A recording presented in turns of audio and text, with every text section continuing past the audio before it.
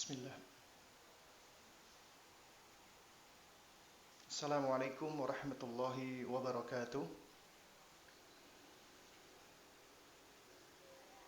Innal hamdalillah nahmaduhu wa nasta'inuhu wa nastaghfiruhu wa natubu ilaih wa na'udzu billahi min shururi anfusina wa min sayyiati a'malina. May yahdihillahu fahuwal muhtad wa may yudlil falan tajida lahu waliyyan mursyida.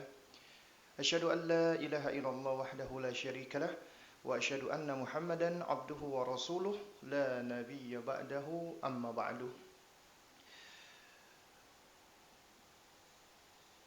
Pertama-tama saya ucapkan banyak terima kasih jazakumullahu khairan wa barakallahu fikunna bagi tim guru dan juga dari tim komite orang tua teladan dan semua ummahat atau ibu-ibu wali murid dari sekolah anak teladan ini. Saya ucapkan ahlan wa sahlan wa marhaban bi kunna Selamat datang di acara ini, yaitu acara seminar kita.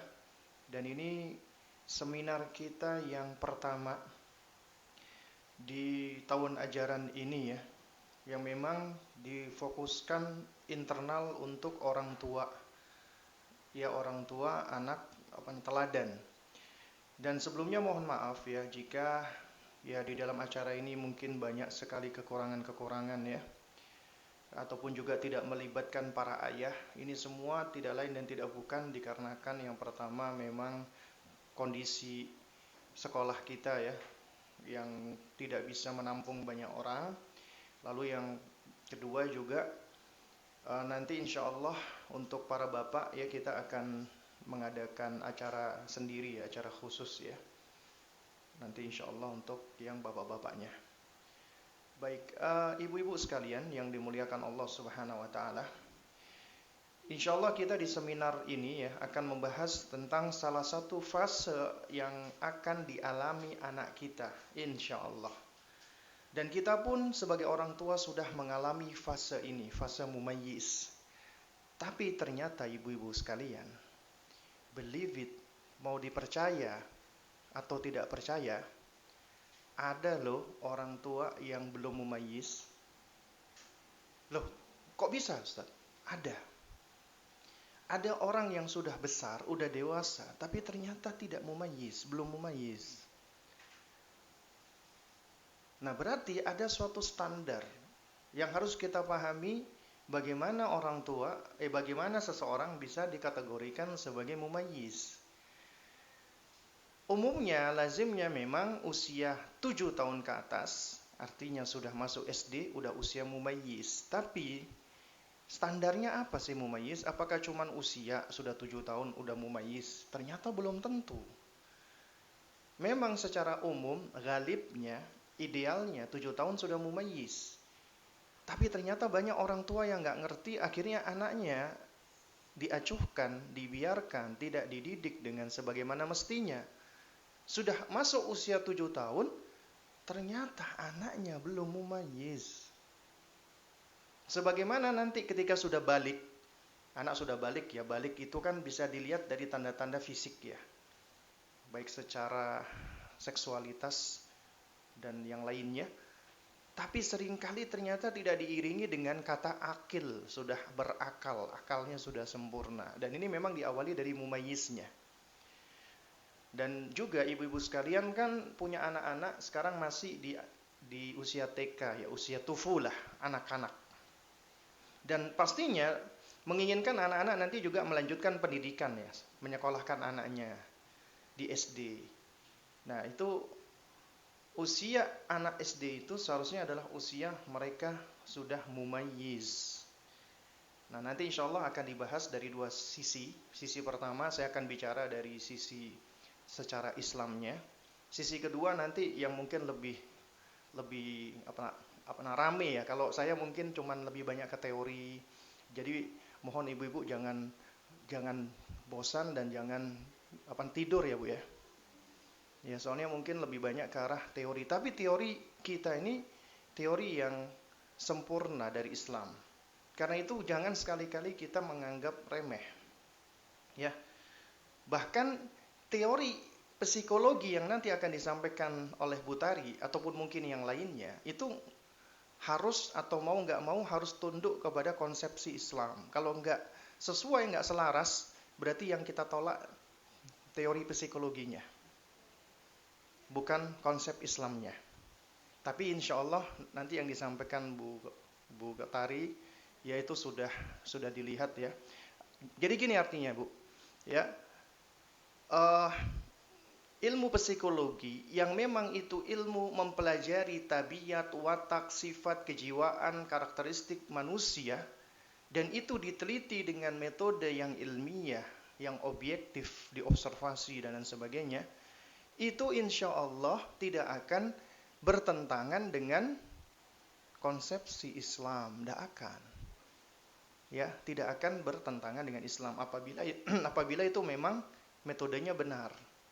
Ya, konsepsinya berangkat dari kaidah yang benar. Insya Allah nggak akan bertentangan.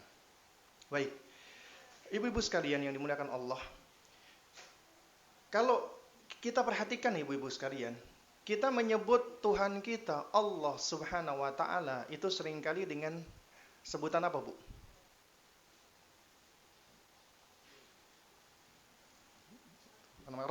Rob ya. Rob, dan ini mungkin ada yang sudah ikut daurah sama ada yang belum ikut daurah ya. Nanti insya Allah memang harus ada kesempatan buat yang anak-anak KB itu ikut daurah tauhid ya, supaya tahu maknanya Rob atau bisa lebih mendalami. Kata Rob ini ya, itu sebagaimana ya disebutkan oleh para ulama ahli bahasa, sebenarnya dia punya akar kata yang sama dengan kata tarbiyah. Apa tarbiyah itu? Pendidikan bahasa kita. Tapi definisi secara bahasa sebagaimana yang disebutkan oleh para ulama ahli bahasa, tarbiyah itu maknanya apa? Tabligu syai' halan fahalan wa syai'an fa syai'an. Ya ila kamalihi. Yaitu tercapainya sesuatu menuju kepada yang lebih sempurna, tapi ada tahapannya, syai'an fa syai'an, sedikit demi sedikit, halan fahalan. Ada tahapan-tahapannya atau ada jenjang-jenjangnya. Dan jenjang-jenjang tahapan-tahapan ini ibu-ibu sekalian, itulah merupakan bagian dari pendidikan tarbiyah. Makanya pendidikan itu harus dilakukan secara tadarruj, bertahap. Ini udah diajarkan oleh Allah sebagai Rob kita. Bukankah Allah ketika menciptakan langit dan bumi menciptakan fi sittati ayyam, dalam 6 masa? Mampu nggak sih Allah menciptakan langit dan bumi dalam satu waktu? Mampu. Tapi kenapa Allah menciptakan langit dan bumi itu kok 6 masa? Sittatu ayyam. Di situ ada hikmah, ada pelajaran. Allah mampu menciptakan langit dan bumi itu hanya sekejap. Mampu. Tapi Allah menciptakan langit dan bumi itu 6 masa. Bertahap. Artinya di situ ada tahapan-tahapan yang harus dilalui, ya. Oh iya, ini saya lupa ya. Jadi waktu saya cuma 1 jam ya. Nanti khawatir cuma mukadimah sudah habis waktu ya. Nanti Bu Tari malah nggak ngisi kajian nanti. Aduh. Ya. Nah, jadi intinya ibu-ibu sekalian, ya, Allah itu mengajarkan kita bahwasanya sesuatu itu ada step-stepnya, ada tahapan-tahapannya. Termasuk kita manusia.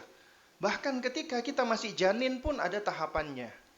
Dari nutfah, alaqah, ya kan? Dari nutfah, alaqah, kemudian apa Bu? Mudghah. Ya. Dari apa? Nutfah, setetes air yang kemudian bercampur menjadi zigot, kemudian menjadi segumpal darah ya, atau alaqah, kemudian menjadi sekerat daging, mudghah.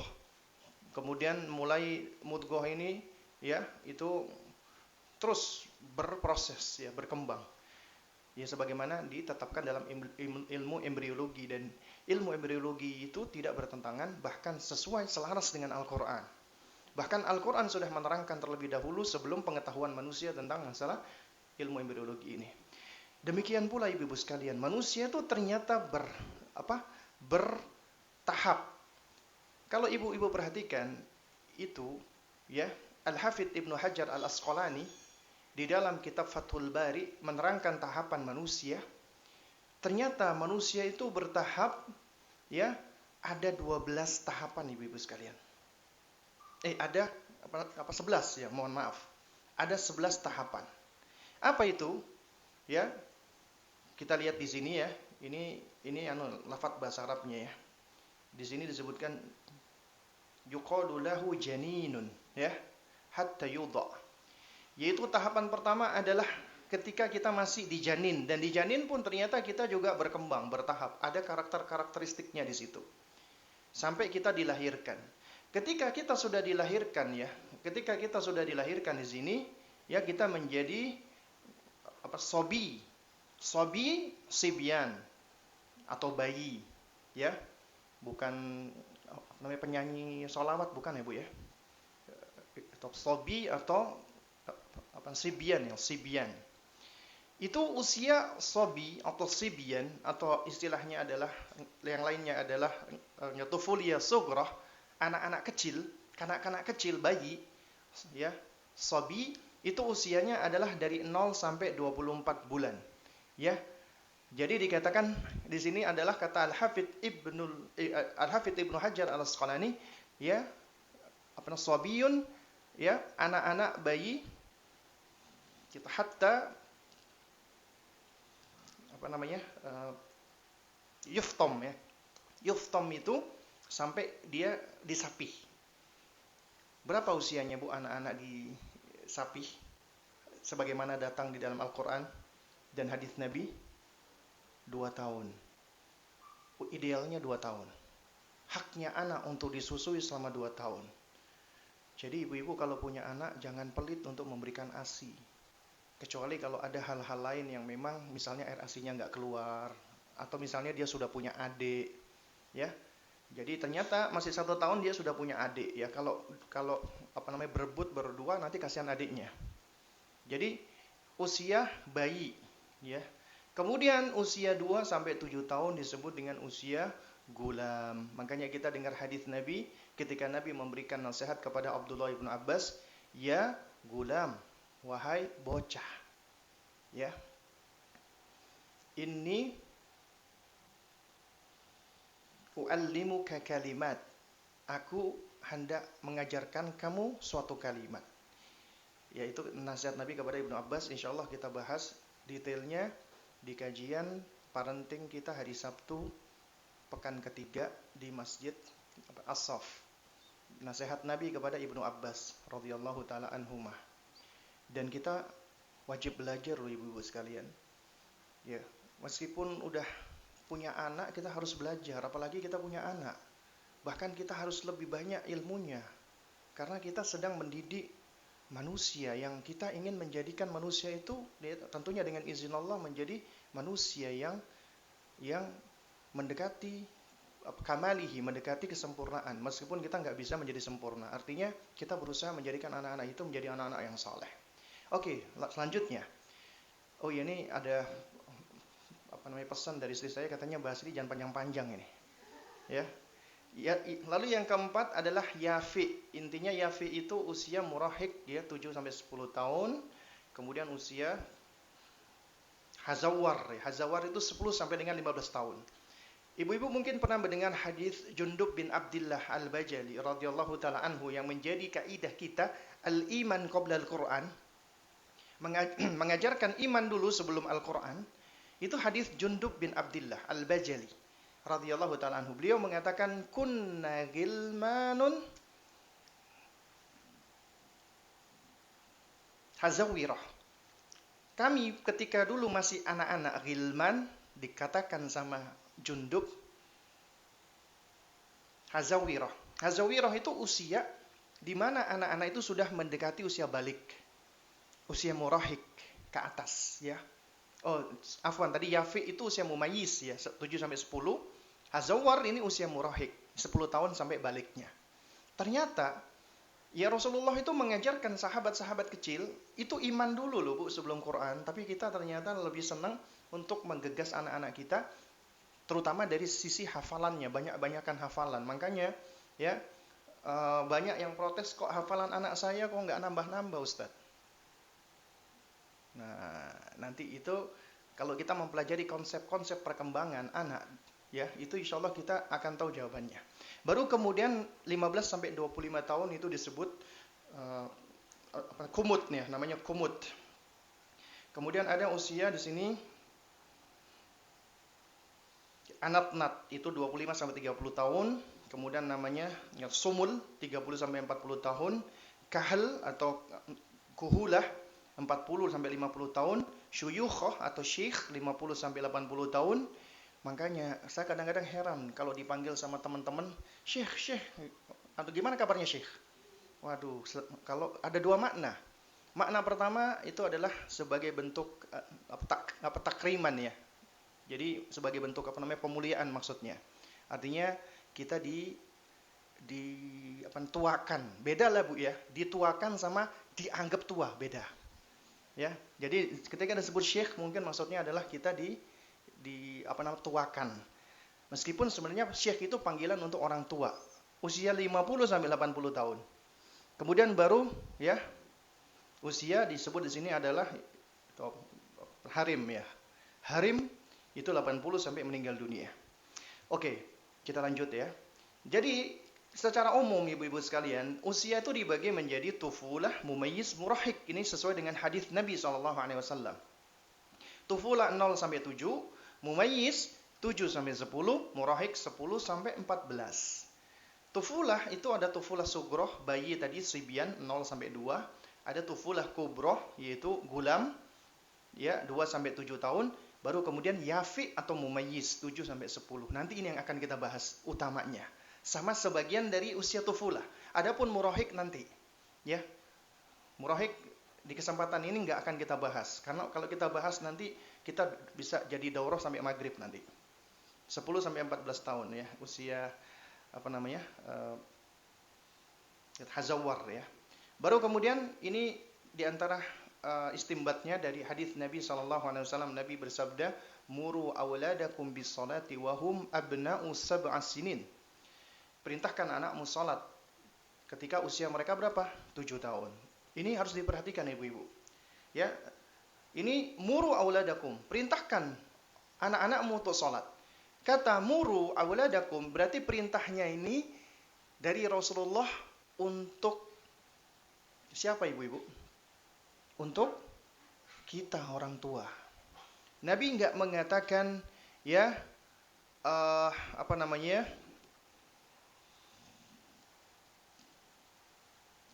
langsung perintah sholat kepada anak-anak ya. Wahai anak-anak, sholatlah kalian kalau kalian sudah 7 tahun. Nabi nggak mengatakan seperti itu. Tapi Nabi katakan kepada kita orang tua. Artinya, orang tua kita yang berkewajiban untuk mempersiapkan dan memerintahkan anak untuk sholat. Muru auladakum bisolati wa hum abna'u sab'i sinin. Perintahkan anakmu untuk sholat di usia 7 tahun. Nabi secara spesifik menyebutkan usia 7 tahun. Berarti ada sesuatu yang istimewa di usia 7 tahun. Nah ini yang akan kita kupas nanti sedikit. Wadribuhum 'alaiha wa hum abna'u ya. Ashrus sinin ya. Dan pukullah anakmu ketika usia mereka adalah 10 tahun ya, kalau enggak sholat. Ya. Oke, jadi kalau kita cermati ibu-ibu, ternyata ini adalah perintah dari Nabi untuk kita supaya kita memerintah. Loh, berarti ada perintah untuk memerintah ibu-ibu. Artinya ternyata di dalam perintah itu mengandung kebaikan. Jangan sampai kita punya anggapan, wah merintah-merintah tok aja, seakan-akan merintah itu jelek. Perintah itu mengandung kebaikan, tapi ada kebaikan di dalam perintah apabila dilakukan dengan cara yang hikmah. Dengan cara yang lin, yang lemah lembut, yang baik. Kemudian juga dengan cara merintah harus dicontohkan. Diberikan contoh, itu baru memerintah yang baik. Bukan cuman ongkang-ongkang kaki, kemudian kita cuman nyuruh-nyuruh anak kita. Anak kita misalnya di rumah, ya lagi main, kita nyuruh mandi cuman, ayo dek mandi dek. Adik, Umi sudah bilang mandi. Adik bisa dengerin Umi nggak sih? Adik punya telinga nggak? Nah itu kadang-kadang ada loh orang tua seperti itu dan banyak bu. Bukannya dicontohkan, bukannya merintah dengan cara baik-baik, seharusnya dideketi. Adik, coba lihat sekarang dia dibawa gandeng keluar, matahari sudah mau tenggelam. Ini versi panjangnya, ya. Nah, terus jelaskan tentang, wah, tahu nggak matahari siapa yang menciptakan? Allah. Panjang nanti jadinya Bu. Nah, cuman intinya ya, setelah itu apa? Jelaskan, Allah itu suka loh sama orang-orang yang indah, yang bersih. Ya, kamu mandi ya, supaya Allah sayang sama kamu. Karena kalau kamu bersih, ya, Allah sayang sama kamu. Umi sama Abi juga sayang sama kamu. Orang-orang lain juga senang sama orang yang bersih. Kalau kamu jorok, kotor, itu banyak yang nggak suka, gitu kan? Yang suka tahu apa? Penyakit suka sama kamu.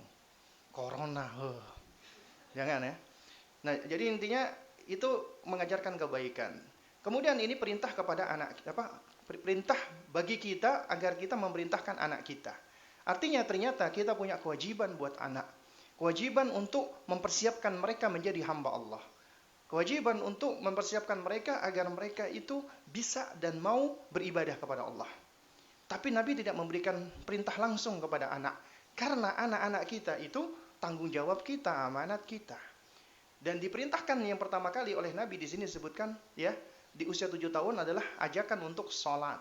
Karena sholat itu pilarnya agama. Pertama kali dihisab Allah yang membedakan muslim sama kafir. Tapi ternyata ibu-ibu, kita nggak mungkin bisa memerintahkan anak sholat apabila kita tidak mengilmui tentang sholat. Artinya orang tua harus belajar sholat. Pertanyaannya adalah, sudahkah kita tahu tentang bagaimana sifat sholatnya Rasulullah? Dan kita nggak mesti harus menghafal, tahu nggak sih bagaimana sifatnya Rasulullah sholat? Itu kita pernah tahu dalilnya, baca dalilnya. Cara bersedekapnya Nabi itu gimana, apa bacaannya, cara rukuknya Nabi gimana. Kalau itu belum pernah kita baca, pelajari, cuman kita ikut-ikutan doang, berarti masih ada sesuatu yang kurang dari diri kita, Bu. Apa yang mau kita ajarkan pada anak kita?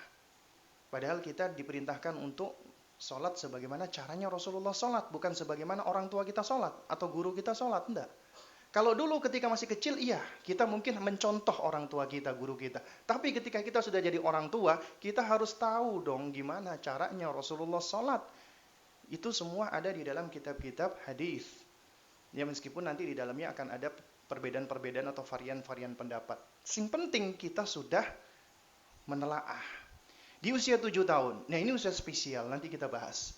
Ya, usia yang seharusnya anak kita sudah tamyiz, sudah mumayyiz. Sholat itu esensinya apa, Bu? Esensinya adalah khusyuk dan tumakninah. Ya. Tapi ternyata anak 7 tahun itu belum bisa diem. Makanya mereka belum diperintahkan untuk sholat. Aduh, kurang 15 menit, Rek.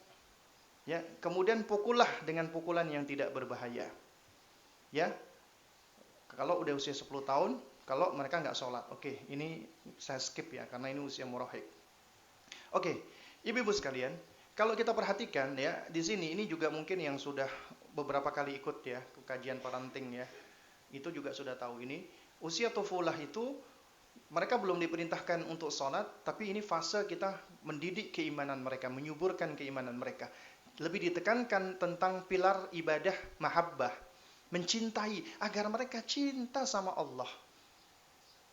Bagaimana caranya cinta sama Allah? Kenalkan dengan Allah. Bagaimana mengenalkan Allah? Mengenalkan mereka dengan penciptanya. Di usia anak-anak nggak susah, Bu. Karena mereka punya fitrah. Fitrah mereka masih polos, masih murni. Ketika kita ajarkan, kamu diciptakan Allah, Allah Tuhan kita, pencipta kita, nggak bakal mereka protes, Bu. Ah, yang benar, Bu. Nggak mungkin. Ah, ibu ngarang-ngarang, nggak mungkin. Karena fitrah mereka masih lurus. Sesuai dengan fitrah yang sudah Allah ciptakan kepada anak kita. Sudah ada fitrahnya. Kemudian kenalkan Allah melalui ciptaan-ciptaan Allah. Ya. Di antaranya adalah mengenalkan pencipta dari ciptaannya. Terutama yang paling dekat sama dia. Siapa? Dirinya sendiri. Ternyata anak-anak itu Allah ciptakan tubuhnya berkembang. Dan mereka mengeksplor tentang tubuhnya sendiri. Mempelajari tubuhnya sendiri. Makanya di TK, itu anak-anak itu diajarkan kemandirian dan juga diajarkan tentang stimulasi atau stimulus susah banget ya. Ya, yang memang untuk apa? Supaya perkembangannya adalah sebagaimana mestinya. Jadi dirangsang tentang sensoriknya dan seterusnya. Dan itu, Bu, tujuannya kita menumbuhkan anak menjadi cinta sama Allah.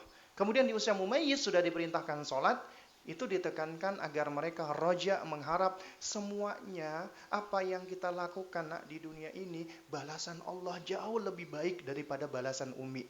Kamu kalau nurutin Umi cuma ngasih kamu nasi goreng doang, Allah ngasih lebih daripada itu. Ya, Umi cuma bisa kamu ngasih ini aja, tapi Allah membalas dengan balasan yang lebih baik. Tapi ternyata ini kalau dilihat dari perkembangan kognitif, nanti mungkin Bu Tari yang akan lebih menjelaskan ya. Itu memang anak-anak ini di usia sebelum mumayyiz itu usianya mereka adalah usia yang belum bisa katanya ya berpikiran secara abstrak. Jadi memang sesuatu yang konkret. Tapi nanti mumayyiz sudah mulai bisa. Apalagi sudah usia murahik ya. Kemudian di usia murahik makanya Nabi sudah perintahkan pukul itu untuk menumbuhkan khauf, rasa takut kepada Allah. Itu fokusnya. Baru kemudian dia balik, ini semua sudah tertumbuhkan di dalam dirinya. Cinta, harap, dan takut. Kemudian berkenan dengan perkembangan indera anak, ya ini saya ringkas saja Bu ya. Anak-anak kita ternyata juga inderanya berkembang. Ini sudah diisyaratkan Allah di dalam surat An-Nahl ayat 78. Ini ada kelupaan nulis nama suratnya Bu. An-Nahl 78. Ya. Saya Bu setiap kali membawa ayat ini itu selalu diingetin sama salah seorang yang paling dekat dengan saya. Mas, kok ayatnya itu aja sih Mas? Ya memang ayatnya yang paling sering digunakan oleh para ulama ya ini. Ya. Dan sebenarnya masih ada ayat-ayat yang lain, tapi yang paling terang, paling nyata itu ini. Wallahu akhrajakum min butuni ummahatikum la ta'lamuna syai'a. Allah keluarkan kamu dari rahim ibu-ibu kamu dalam keadaan kamu enggak punya ilmu, bodoh. Wa ja'ala lakumus sam'a, tapi Allah berikan kamu pendengaran, wal absar, penglihatan, wal afidah, dan pemahaman. Ini adalah indra iltiqat, indra kita untuk bisa menyerap maklumat pengetahuan yang ada di sekitar kita dengan pendengaran, penglihatan, dan pemahaman agar kamu bersyukur. Dan pemahaman kata Ibnu Katsir adalah akal. Makanya kita perhatikan ternyata dari hasil penelitian itu yang berkembang pertama kali pada anak-anak adalah pendengaran dulu.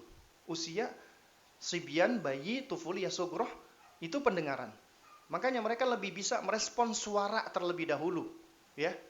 Sedangkan penglihatan mereka masih belum sempurna. Nah, makanya diantaranya itu jangan sampai mereka sering dipapar dengan cahaya-cahaya ya, cahaya-cahaya yang menyilaukan atau dari usia 1 tahun sudah dikasih tablet, dilihatkan YouTube, itu bahaya Bu. Ya terutama untuk penglihatan mata mereka. Ya, apalagi cahayanya, pergerakannya. Kemudian usia tufuliyah kubroh, usia ya kanak-kanak, itu penglihatan. Makanya ketika mereka lebih kuat penglihatannya, mereka belajarnya lebih banyak mencontoh, meniru. Ya, what they see, what they learn. Baru kemudian usia mumayyiz, baru mereka sudah mulai lebih bisa melihat sesuatu dengan pemahamannya. Sudah lebih bisa bernalar. Reasoning ya. Kemudian baru usia balik. Oke, sekarang kita masuk ke usia karakteristik tufulah. Mohon maaf ya Bu ya, agak cepat nih, sampai saya agak ngos-ngosan juga nih. Soalnya dikejar-kejar waktu ini. Ya, soalnya biasanya Bu, kajian saya ini biasanya dari pagi jam 8 sampai zuhur. Ini dibagi 2, jam 9 lagi mulainya. Molor lagi 15 menit. Ya. Nah, sedangkan materi ini harus sudah bisa terdelivered ya. Dan insya Allah ibu-ibu dari anak teladan insya Allah meskipun cepat bisa menyerap insya Allah. Ini karakteristik Bu yang harus kita pahami. Jadi ini karakternya anak-anak ibu sekarang ini. Anak-anak ibu sekarang ini. Ya. Pertama, Ini saya nukil dari kitab Kaifa turabbi abna'aka. Bagaimana engkau mendidik anakmu. Ya. Thalathuna qaidah. Ada 30 qaidah ya. Yang ditulis oleh Ahmad bin Nasir At-Tayyar, halaman 21 sampai 26. Pertama, karakteristik mereka adalah kasratul haraka wa adamil istiqrar. Alhamdulillah dapat bonus waktu 15 menit. Ya, kasratul haraka wa adamul istiqrar. Banyak bergerak dan susah bisa diem. Nah, coba lihat anak-anaknya ibu sekalian, lebih banyak diem atau lebih banyak gerak? Lebih banyak gerak kan, Bu? Karena usianya. Harus paham, kadang-kadang ibu yang nggak paham, aduh anak saya Ustadz bikin pusing, kenapa? Lari-lari terus di rumah, saya pusing. Itu usianya ibu. Kalau malah ibu kekang nggak boleh kemana-mana, itu malah akan menghambat perkembangan dia, zolim jadinya, nggak hikmah kita. Anak itu banyak bergerak, nggak mau diem, itu memang seperti itu. Seharusnya kita mengikuti kaidah yang disebutkan oleh Syekh Ahmad bin Nasir At-Tayyar. Kaidah pertama, beliau itu mempergunakan ucapan hikmah, la'ib waladaka fi sab'in. Bermain sama anak-anakmu di usia 7 tahun pertama. Main, Bu, sama anak-anak. Kenapa? Ini perhatikan ibu-ibu. Mainnya anak-anak kita itu belajar. Ternyata mereka bermain itu belajar. Dan kita sebagai orang tua belajar untuk bermain. Belajar bermain sama anak-anak. Kenapa? Karena kalau kita nggak belajar cara bermain sama anak-anak, susah kita bisa membentuk bonding. Makanya sekarang acara-acara workshop, acara-acara orang tua parenting yang melibatkan orang tua, mesti apa? Aktivitasnya bermain bersama anak. Karena orang tua di situ ternyata banyak yang nggak tahu cara bermain sama anak. Jujur saja, Bu, termasuk saya juga, butuh belajar banyak untuk bermain sama anak-anak. Karena itu adalah penting untuk membentuk bonding. Dan anak ketika bermain itu belajarnya mereka. Kemudian disebutkan juga di sini ibu-ibu adalah karakter yang kedua, syiddatut taqlid. Peniru yang ulung, pencontoh yang ulung. Jadi anak-anak kita, Bu, itu akan cenderung meniru, mencontoh apa yang ada di sekitar kita, terutama orang tuanya. Ya. Makanya kalau misalnya anak tiba-tiba keluar itu tiba-tiba ngoceh-ngoceh nyanyi-nyanyi sendiri, itu berarti dia menggambarkan apa yang ada di dalamnya, Bu. Ya. Karena dia adalah peniru yang ulung, ya. Kemudian al-inad, suka membantah. Nah, ini penting ibu-ibu harus tahu, Bu. Suka ngeyel anak-anak. Adek, ayo sekarang mandi. Nggak mau mandi, nggak mau mandi, nggak mau. Waduh, pusing saya Ustadz. Anak saya tiba-tiba di pengajian, Ustadz bagaimana menasihati anak saya yang sudah durhaka, Ustadz. Usianya berapa, Bu? 5 tahun. Astagfirullah. Kenapa dikatakan durhaka, Bu? Nggak nurut sama orang tuanya. Ya Allah. Berarti ibu yang harus belajar, Bu. Itu karakter mereka, al-inad. Ketika mereka itu membantah orang tuanya, mereka sejatinya sedang belajar. Kadang-kadang ada orang tua ini yang salah persepsi. Dikatakan, waduh, anak saya suka membantah, ini bakal durhaka ini. Jangan, Bu. Itu adalah karakter mereka, suka membantah. Ini disebutkan oleh para ulama. Ulama loh yang mengatakan, termasuk nanti ilmu psikologi. Nanti ibu Natari mungkin nyinggung dikit lah. Mungkin loh ya. Suka membantah, suka ngeyel. Itu memang mereka. Kemudian juga karakter berikutnya adalah ada mutamyiz baina shawab wal khata', belum bisa membedakan yang benar dan yang salah. Jadi ketika mereka misalnya melakukan sesuatu yang salah, itu ya kita harus maklumi dan kita luruskan, kita arahkan. Karena mereka belum tahu, ya. Misalnya mereka itu ngambil duitnya, mainannya, dia lagi main ya ibu-ibu lagi main, ada mainan temennya diambil dia, ibu-ibu nggak tahu. Ketika sampai mobil, panik ibunya. Ustadznya dia telepon, Ustadz anak saya mencuri Ustadz. Ini apa gimana Ustadz? Ya anak ibu kenapa? Mencuri. Iya mainan kawannya dicuri. Coba ditanya dulu, Bu, sama anaknya. Anak-anak kita itu, Bu, makanya di dalam mazhab Syafi'iyah, anak di bawah 7 tahun nggak sah loh untuk bertransaksi. Karena mereka belum tahu konsep al-milk, konsep kepemilikan. Ini sering saya sampaikan. Mungkin ini juga bagian, mungkin kalau Bu Tari lebih tahu ya, bagian dari konsep egosentris mereka. Di mana mereka punya konsep, ya, milikku, jangan macam-macam sama milikku. Milikmu juga milikku. Nggak apa-apa tak ambil. Itu gitu. Jadi kalau ibu-ibu ngelihat mereka tiba-tiba ngambil mainan, ditanya, "Dek, Kak, kamu ngambil punya siapa?" "Punyaku." Itu bukan artinya dia bohong. Karena dia masih menganggap semua itu adalah untuk dirinya. Ya, karena dia belum tahu konsep kepemilikan. Nanti akan berkembang. Ya, secara alami tentunya dengan izin Allah. Ya. Kemudian Bu, kathratul as'ilah, banyak bertanya. Ini di antara tanda anak cerdas sedang belajar, banyak bertanya. Adik, sekarang mandi. Tanyanya misalnya, "Kenapa, Mi?" "Udah mandi aja, nggak usah banyak-banyak tanya." Ditanya lagi, "Kenapa, Mi?" Ya Allah. Karena memang sifatnya anak banyak bertanya. Kalau dia tanya, dijawab ibu-ibu sekalian. Tapi capek Ustadz, nggak apa-apa dijawab dengan jawaban yang baik. Itu akan merangsang kognitifnya, akalnya dia. Meskipun penjelasan ibu dia nggak ngerti, yang penting ibu sudah bersabar menjawab. Ya, anak-anak biasanya begitu. Saya pernah Bu, ibu-ibu sekalian, dengan ponakan saya nonton film kartun, ya. Anaknya di bawah usia, anaknya 5 tahun. Dari awal film sampai terakhir nanya terus ke saya, Abi itu kenapa, Bi? Abi itu kenapa?" Jadi malah bukan nonton kebanyakan, malah lebih banyak menceritakan isinya. Ya. Dan kadang-kadang capek juga kita Bu, jujur aja. Kadang-kadang udah dijelaskan, belum selesai saya jawab, udah nanya lagi. Ini kenapa? Ini kenapa? Kathratul as'ilah. Ya, kemudian ini ada kesalahan ketik ini. Ini bukan kathratu tapi itu apa namanya? Dzakiratu hada aliyah. Ya, dzakirah. Itu ingatan yang sangat tajam. Ya, makanya ini fase mereka itu memorinya kuat sekali Ibu-ibu. Ya, makanya saking memorinya kuat, orang tua udah mikir, wah mumpung memorinya kuat, diisi sebanyak-banyaknya. Akhirnya diisi untuk banyak-banyakan hafalan. Hafalan Al-Quran, masih mending alhamdulillah, cuman meskipun juga itu kurang hikmah. Hafalan hadis, hafalan nama-nama menteri, hafalan nama-nama ini, dan lain sebagainya. Karena tahu ya, padahal ingatan mereka yang tajam ini, itu adalah memang Allah karuniakan buat mereka. Itu seharusnya lebih banyak kita isi muatan dengan adab. Dengan adab-adab dan akidah yang benar. Masalah keimanan, ini yang seharusnya kita fokuskan. Ya. Saya nggak bisa panjang lebar ya Bu ya. Contohnya pendek-pendek aja ya. Kemudian anak-anak itu juga suka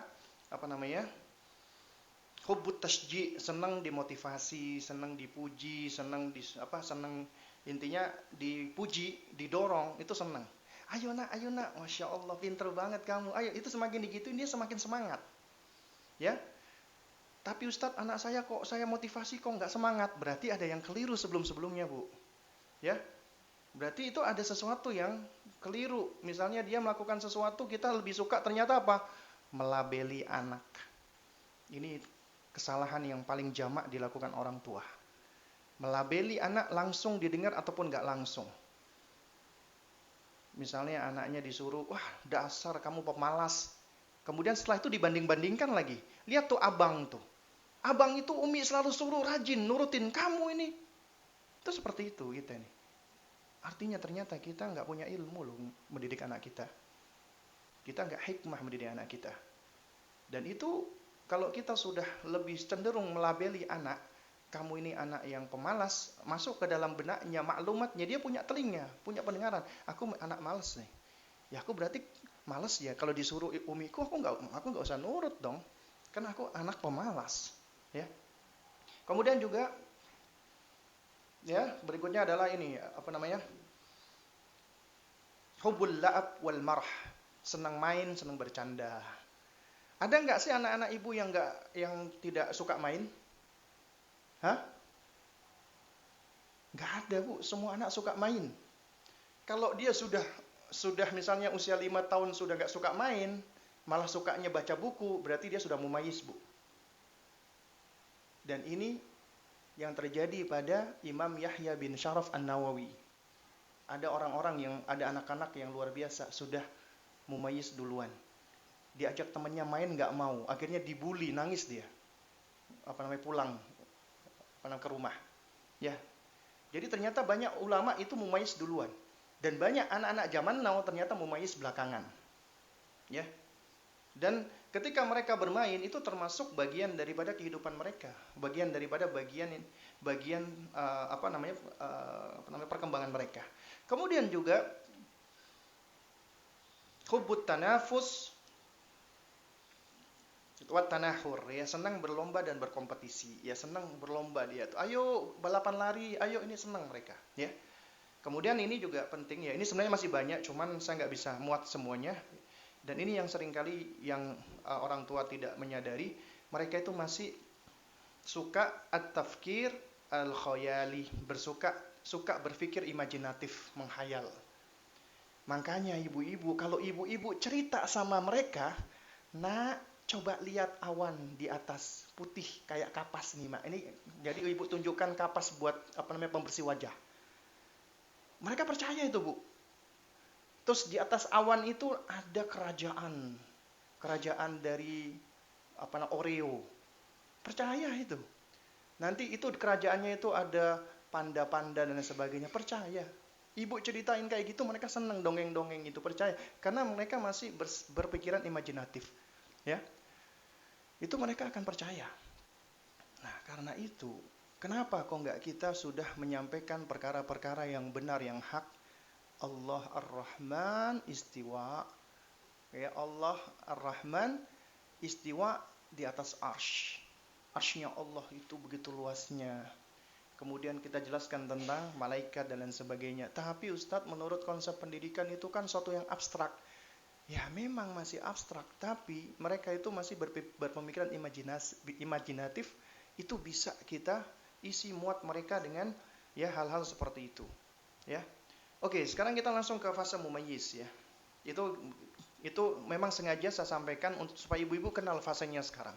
Nah, fasenya nanti anak-anak kita itu akan menuju ke mumayyiz. Apa sih mumayyiz itu, Bu? Mumayyiz itu, kata mumayyiz itu dari bahasa Arab, ya. Ya pastinya lah. Ya, itu adalah bentuk fa'il, bentuk subjek dari fi'il, ya, atau kata kerja predikat mayyaza yumayyizu. Artinya membedakan, mencirikan, menandai, mendeterminasi, mengistimewakan. Sudah tahu ini lebih istimewa, sudah bisa memisahkan, memilah-milah, mengklasifikasikan, memprediksi bahaya dan buruk dan seterusnya. Ya, itu secara bahasa. Secara istilah, sebagaimana disebutkan oleh Al-Imam Ibnu Jama'ah An-Nawawi Ibnu Farhun, anak yang sudah memahami maksud perkataan dan makna serta mampu merespon dan menjawabnya dengan baik. Bahkan ada sebagian ulama menjelaskan, ibu-ibu, bahasa ini kan, Bu, ya, bahasa kan ada dua. Bahasa yang zahir dari ucapan kita dan bahasa kinayah. Ya, bahasa kinayah. Bahasa-bahasa sindiran. Itu sudah dipahami oleh anak mumayyiz. Contohnya misalnya begini, ibu-ibu mengatakan sesuatu, ya, di situ ada namanya bahasa kinayah, ya. Misalnya ingin menjelaskan, ya, 10 menit lagi katanya. Bolak-balik di absen nih. Ya. Jadi ya ibu-ibu sekalian, ibu-ibu misalnya merespon sesuatu, ya. Sesuatu itu menurut ibu kecil, cuman ibu merespon, waduh, gede amat. Oh, ibu lagi makan, di rumah makan, bayar mahal, beli steak, harganya satu porsi 250.000, ternyata kecil. Ya, kecil, kaget ibu-ibu. Nah, kemudian ibu-ibu meresponnya, gede amat steaknya. Ya kan? Nah, itu beda loh, anak usia di bawah 7 tahun sama yang udah mumayyiz beda. Anak di bawah 7 tahun ngelihat, oh itu berarti gede berarti. Dia akan menangkap sebagaimana zahirnya. Tapi anak mumayyiz enggak, dia akan sudah bermain dengan akalnya dia, dengan penalaran dia. Kemudian dia bisa membaca ekspresi, mimik dan lain sebagainya, intonasi dari orang tuanya. Nah, ini memang bisa sih anak-anak. Tapi dia sudah bisa memahami makna yang ada di balik. Nah, berarti dia maksud ibunya gede amat, maksudnya itu kecil amat gitu loh. Jadi dia sudah bisa memahami sesuatu yang tidak ditunjukkan sesuai dengan zahir daripada lafaz tersebut. Paham nggak Bu maksudnya Bu? Hah? Paham ya? Halo? Paham ya? Alhamdulillah kalau paham. Ya. Lalu kemudian juga dikatakan oleh jumhur ulama ya, itu anak yang sudah bisa membedakan antara mana baik, mana buruk, mana bermanfaat, mana berbahaya, mana yang untung, mana yang rugi, itu mumayyiz. Ya, jadi kalau anak ibu sudah tahu ya, ini baik, ini buruk, ini bermanfaat, ini nggak bermanfaat, ini menguntungkan untuk dirinya atau ini merugikan, ya itu berarti dia sudah mumayyiz. Sebagian ulama lagi seperti Ibnul Mulakkin mengatakan anak yang sudah bisa makan, minum, mandi, istinja sendiri berarti sudah mumayyiz. Kalau anak ibu misalnya 5 tahun sudah bisa makan sendiri, nggak disuapin dan nggak cecer-cecer makanannya, sudah bisa minum sendiri, sudah bisa mandi sendiri, nggak dimandiin, sudah bisa cebok sendiri, istinja sendiri, itu berarti sudah mumayyiz Bu. Makanya di antara salah satu standar mumayyiz itu dilihat dari kemandirian yang bersifat untuk pengaplikasian buat dirinya. Artinya untuk hal-hal yang bersifat privacy, dia sudah mandiri di situ. Sudah bisa makan sendiri, minum sendiri, tidur sendiri, mandi sendiri dan seterusnya. Buang air sendiri. Ya. Lalu kemudian dikatakan juga anak yang sudah bisa memahami tentang sholat dan puasa. Itu sebagaimana disebutkan al-bisat. Atau sebagaimana zahir hadis, anak yang sudah berusia 7 tahun, maka itu mumayyiz. Ini semua semua makna secara istilah ini sebenarnya bisa saling menguatkan satu dengan yang lainnya. Oleh karena itu, Al-Imam An-Nawawi rahimahullahu taala beliau menerangkan sebenarnya yang menjadi standar acuan tamyiznya anak-anak itu bukan sekedar pada usia. Ya, makanya beliau katakan di sini wa madarul hukmi itu ala nafsi tamyiz ya, yang menjadi madar itu pusat ya, acuan ya tentang tamyiz ya, tentang bagaimana sih penentuan tamyiz itu, dikatakan oleh beliau la ala sinnihi, tidak berangkat berdasarkan atas usianya semata. Ya, jadi tidak dilihat hanya semata-mata dari usianya. Meskipun kata beliau, ketua sinnut tamyizi ghaliban sab'u sinin.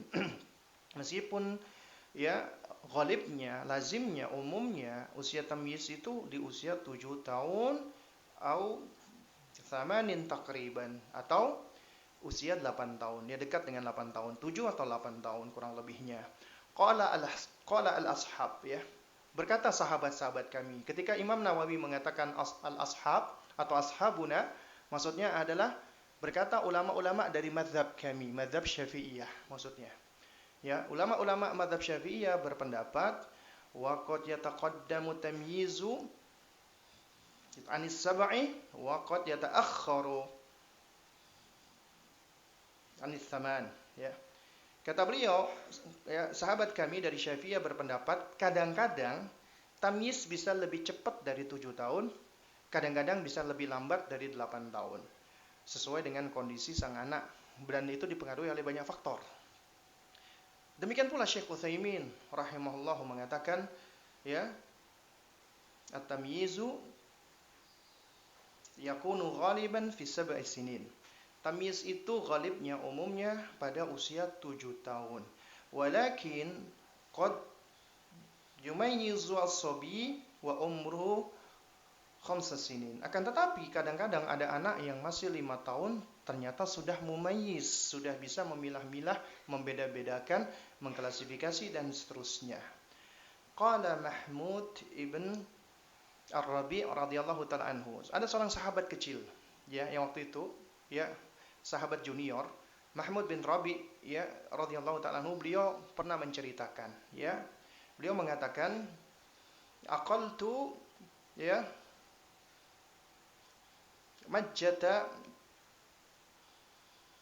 majjaha Rasulullah sallallahu alaihi wasallam fi wajhi. Aku sudah aqaltu artinya sudah berakal, artinya aku sudah memahami benar-benar tentang ludahnya Rasulullah yang Rasulullah meludahkan kepada wajahku. Loh, kok Rasulullah meludahkan ke wajahku? Nah ini Bu, ada salah satu kekhususan Rasulullah. Yang ini dikatakan oleh para ulama termasuk khususiyah Nabi. Hanya untuk Nabi saja, tidak kepada selain Nabi. Dulu para sahabat, mereka itu ya tabarruk dengan zatnya Nabi. Rambutnya Nabi, tubuh air mandinya Nabi, itu mereka berebut, termasuk air ludahnya Nabi. Karena beliau beda Bu dengan kita.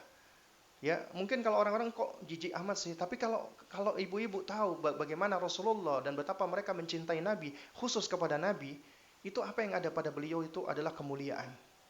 Makanya mereka itu mencari berkah dari tubuhnya Nabi ketika Nabi masih hidup ya. Kalau sudah meninggal mereka tidak melakukannya. Nah, tapi ternyata ada loh orang-orang yang mengklaim sebagai keturunan Nabi atau semisalnya itu bahwasanya bisa mengambil berkah dari selain Nabi. Makanya jangan heran Bu, kalau ada sebagian orang itu ya harus membayar mahal supaya minumannya diludahi sama sama tokoh tersebut. Itu jelas kalau menurut saya juga menjijikkan. Ya, karena dia tuh siapa? Ya. Dulu para sahabat yang mulia jauh lebih mulia daripada mereka. Ya. Itu enggak ada yang seperti itu. Jadi yang melakukan ini cuma Rasulullah SAW saja. Makanya termasuk kekhususan Rasulullah. Dan Rasulullah itu ludahnya, keringatnya itu penuh dengan berkah. Dan keringatnya Rasulullah itu harum, ibu-ibu. Kalau ibu-ibu baca sejarahnya Nabi itu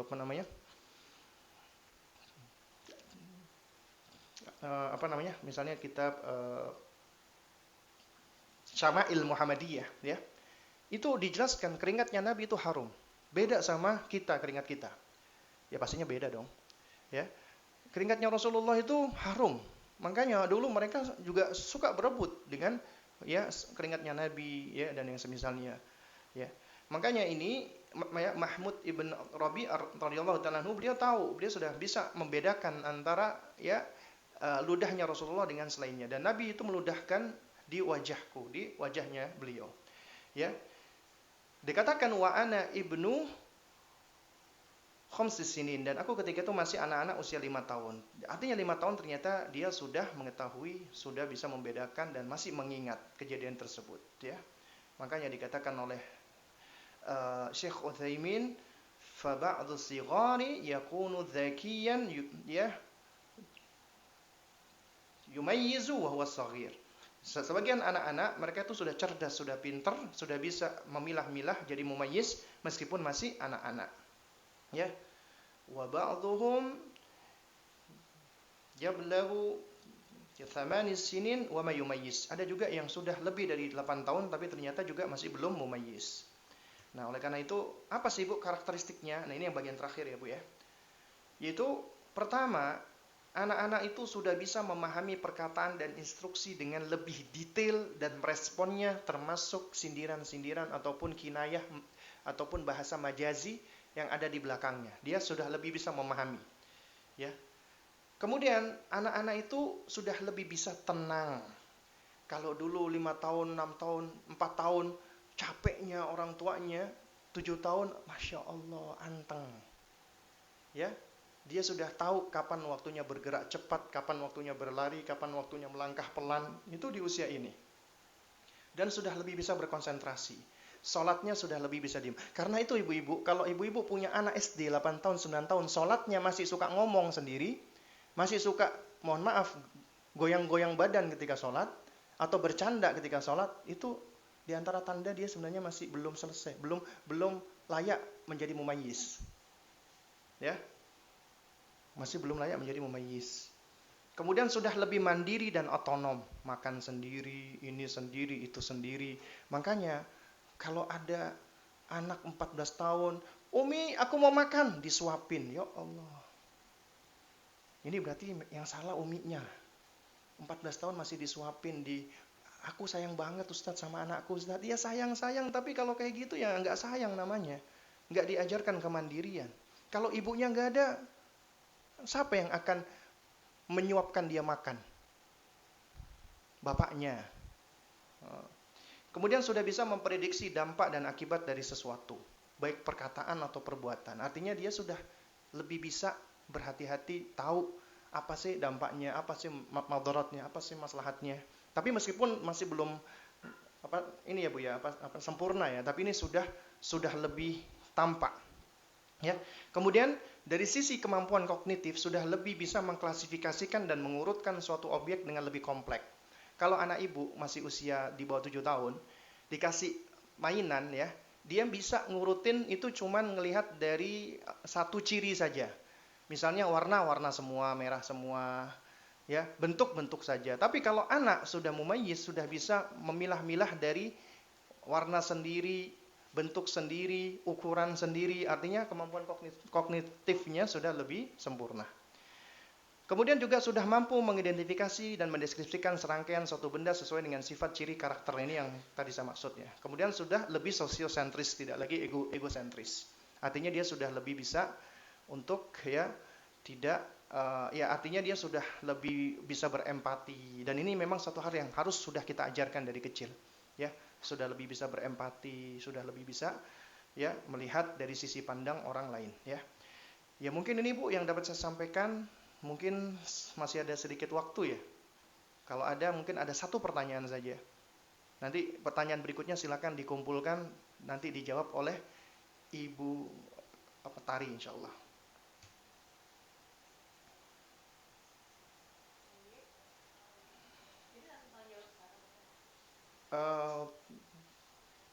Waktu saya masih ada sih, enggak ya, habis ya? Enggak, kalau sudah habis ya sudah. Nanti aja kalau memang ada pertanyaan. Oh boleh, baik, baik.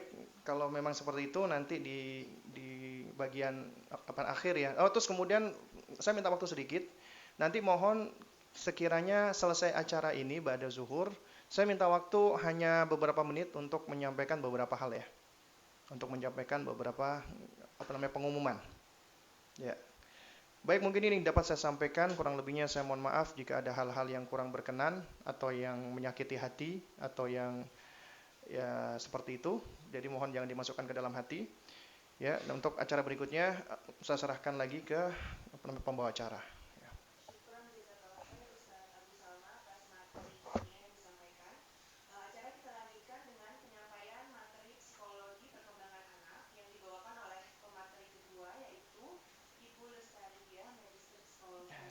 Sana bawa.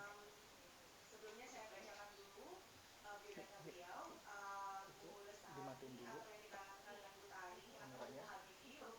Ya, matiin dulu terus di